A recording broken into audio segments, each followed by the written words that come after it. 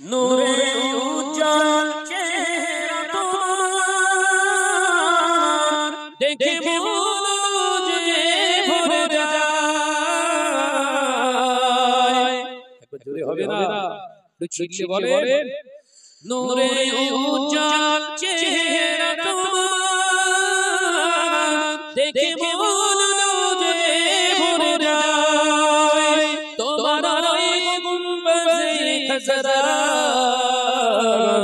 দেখে ঈমান বেড়ে যায়। একবার জোরে হবে না, ডেকে লো রাসূলুল্লাহ রোজা পাকের কিনারে। আমি সইতে পারি না বিরহ ব্যথা, ধন্য করো দিদারে। আল্লাহুম্মা সাল্লি আলা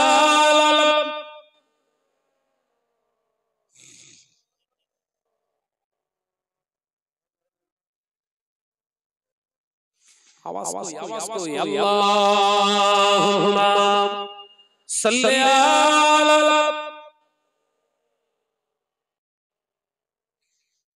व अला आलि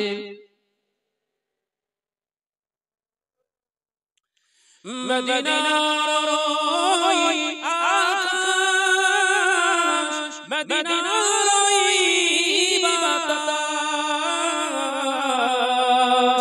मदीनार ओई आकाश मदीनार ओई बातास मदीनार ओई जबाल उहुद তোমাকে ও সালাম জানাই।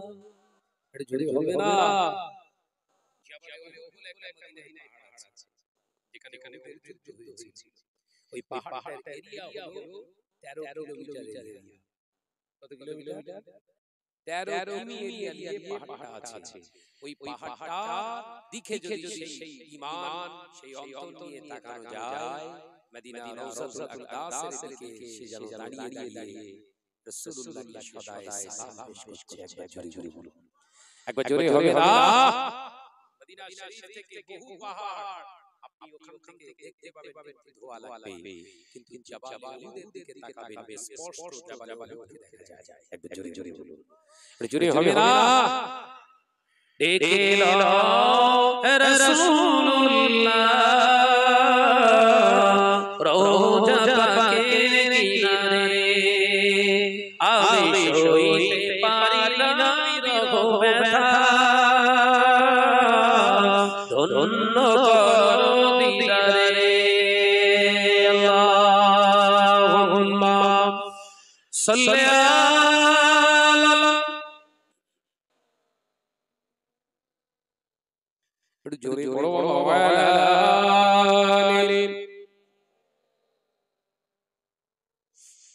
আমার সোনার মানিকেরা আলোচনা করতে অনেক চলে এলাম। তাহলে আজকে তিনটি হাদিস বর্ণনা করলাম। তিনটি হাদিস